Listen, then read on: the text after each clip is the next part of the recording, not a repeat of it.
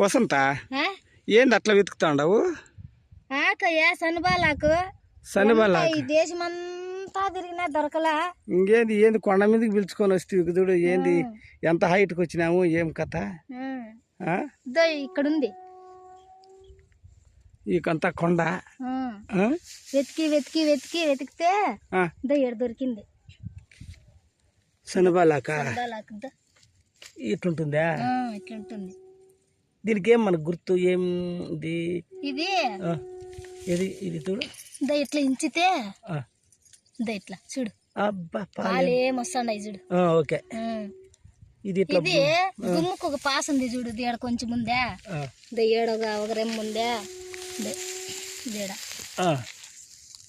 ఆడంతా పెరిగి పెట్టినావా? ఆడంతా దొరికితే పెరిగి పెట్టినద్దు చూడు. ఒక్కొక్క పాసే.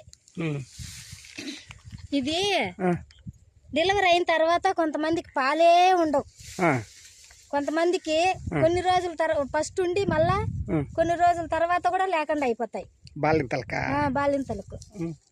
అట్లా వాళ్ళకు ఈ ఆకు పెరుక్కొని పోయి సనబాలాకి ఇది ఇట్లుంటుంది చూడు. సనబాలాకి ఇది. దీన్ని చిన్న చిన్న చిన్న చిన్నగా ఇరిసేసుకొని ఇట్లా చిన్నగా ఇరిసేసుకొని మలక సద్దలు కట్టుకొని ఆ సద్దల్లోకి ఈ ఆకు కలిపేసి తింటా వస్తే పాలు బాగా పడతాయి.